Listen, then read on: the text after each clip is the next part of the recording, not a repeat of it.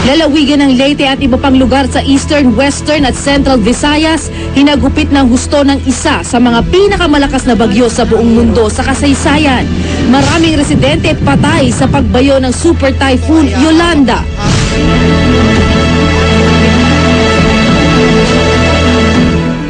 Southern Luzon nakatikim din ng bagsik ng bagyo. Maraming lugar walang kuryente. Pati pribadong bahay, binuksan na rin ng ilan para sa evacuation. Libo-libong residente lubhang naapektuhan.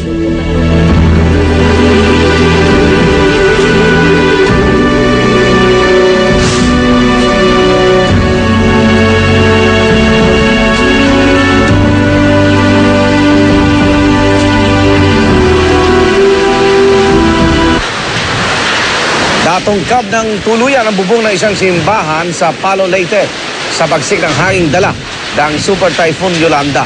Pati puno ng nyog bilang binuwal kundi pinutol pa.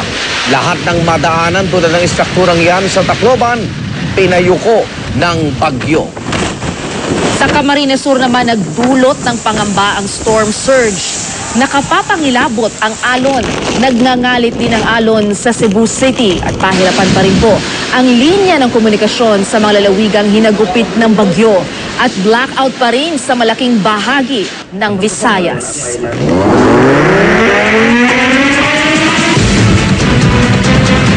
Hindi po biro ang bagsik. Hindi rin biro ang pinsarang iniwan ng isa sa pinakamalakas na bagyo sa buong mundo sa kasaysayan. Matapos mag-landfall sa ika-6 na pagkakataon, 3 ang bilang ng patay, habang 7 sugatan sa tala ng NDRRMC.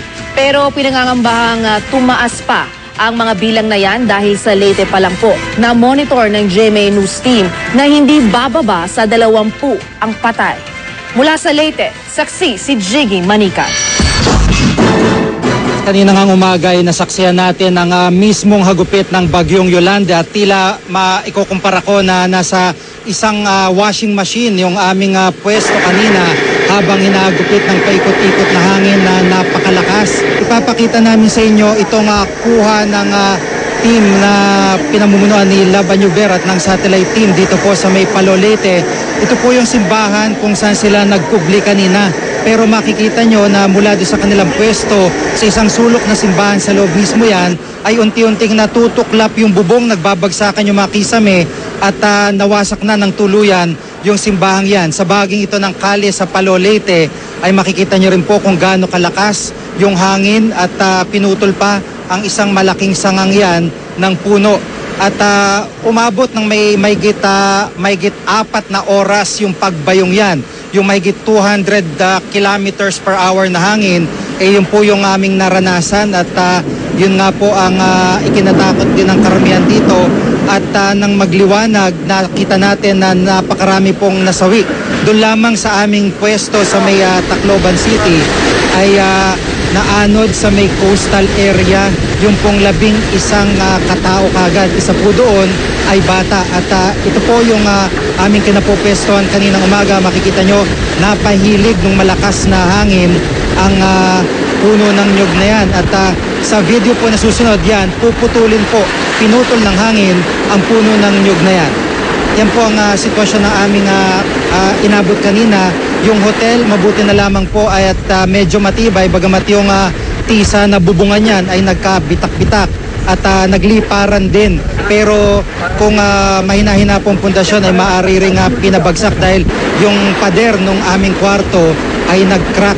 Kanina po nang magliwanag, nang humupa ang malakas na hangin, ulan at alon na rin sa dagat, ay sinubukan naming lumabas at dyan nga po sa may bahaging yan ng downtown Tacloban ay makikita nyo yung mga sasakyan nagkapatong-patong, binaha yung mga kali, yung mga matatanda na kinakailangang i-evacuate dahil po may mga sugat ay binubuhat kung saan-saan. Mga 6 na oras po nilakad namin mula bayan ng Tacloban papunta rito sa bayan ng Palo para makabot dito sa satellite. At ito po ang isa sa mga ama na bit-bit ang kanyang nasawing anak. 6 na taong gulang na batang babae po yan, nasawi sa isang evacuation center matapos na tumaas ang tubig at matrap ang mga bata sa naturang evacuation center sa mismong kabayanan ng Tacloban. Yan po yung mga kalat sa mga kalyen Tacloban, di lang mga pira-pirasong parte ng bahay, kundi mga bumagsak na puno at mga poste. Yung po mga posting yan, siguro mga hindi bababa sa 50 ang posting yan na nakabagsak sa mismong Maharlika Highway. Kaya isa sa mga poproblemahin din ng mga rescuers at ng mga relief magdadala po ng relief goods ay ito pong kalsada, dahil walang madadaanan kahit mismo mga motorsiklo ay tumatanggi pong bumiyahe. Kaya ginawa namin ay nilakad na lamang po namin papunta dyan dito sa bayan po ng Palo. Bago yan, naging pahirapan ang pag-contact sa aming news team sa Leyte, pero naipadala nila ang video na mismong paghagupin ng bagyo roon kanina umaga. Kasama ang mga nasaksihan ni Jiggy Manican at Lava Jover mula sa Leyte. Narito ang report. Ganito kalakas ang hangin bumayo sa Ormoc, Leyte. Ang mga puno ng nyug nagsiyuko at ang bahagi ng kisame ng isang struktura nawasak. Ang bus terminal na ito natungkab na ang bubungan dahil sa tindi ng bagyong Yolanda. Sa Tacloban, parang papel na nagsiliparan ang mga yero. Hinampas ang ilang kawad ng kuryente. Nagkaroon din ng storm surge na nagdulot ng 15 talampakang taas ng alon. Ito naman ang ilan sa videong naipadala ni Jiggy Manica at ang kanyang team sa Tacloban bago kami mawala ng komunikasyon sa kanila. Nakakapangilabot ang kambal na puwersa ng hangin at ulan. Ang strukturang ito walang panama sa bangis ng Super Typhoon Yolanda.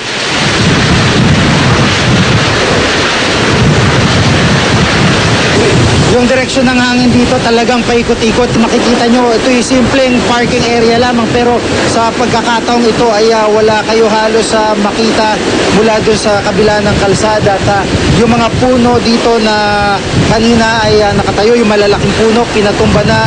Meron dito na struktura na gawa sa bakal, parang isang pahingahan, pero pinadapa na rin yung ilang mga puno ng nyog, pinatumba na rin. So, ma-imagine nyo na lamang kung ano ang pinsalang maaaring idulot nito sa oras na makita natin pagkatapos itong malakas na hangin doon sa mga ibang mga mas maliliit pang struktura. Ang hangin dito ay para ka na sa loob ng washing machine, talagang paikot-ikot sa nakalipas na 30 to 45 minutes. Pero itong malakas na hangin na ito ay nasa sa halos kanina pa madaling araw, mga alas 3, alas 4 ng madaling araw to bumaba yung malakas hangin. Pero itong nararanasan natin na parang ipo-ipo dito, parang mga 30 to 45 minutes na. Sa katunayan, itong ang puno sa harapan namin, 3 puno ng nito, naputol na sa gitna. Sa itong isang parte ng pader ng hotel na tinutuluyan namin, nag-crack dahil sa malakas na hangin. Maupay nga aga, Susan, maupay nga aga gihapon hitaton mga kababayan din ni Leyte. Tama ka, no? Nagkakaroon ng mga malalakas sa pag-ulan ngayong umagang ito.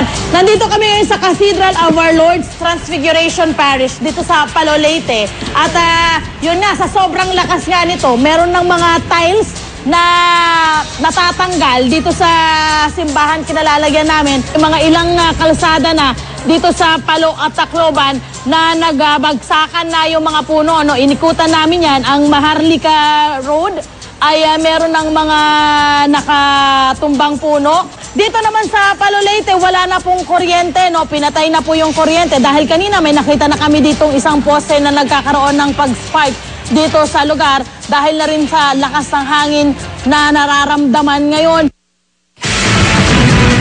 Dalawa po ang kumpirmadong patay sa hagupit ng bagyong Yolanda sa Eastern Samar kung saan unang naglandfall ang Super Typhoon.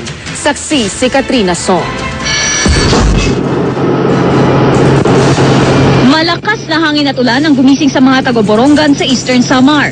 Alas 2 pa lamang ng madaling araw ay ramdam na dito ang lakas ng paparating na bagyong si Yolanda. Pagdating ng alas 6 ng umaga, bumabayo na ang napakalakas na hangin.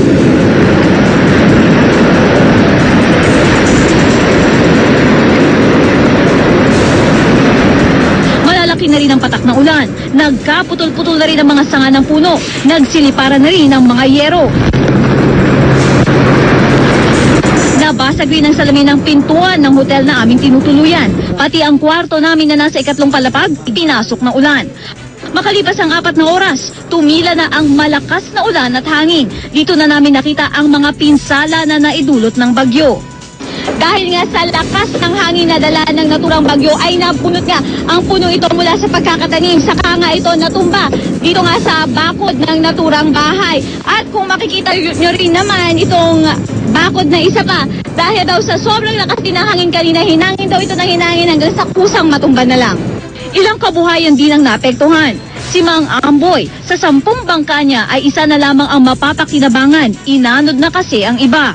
Nung magpunta kami dito, malaki na yung alon, lalaki na.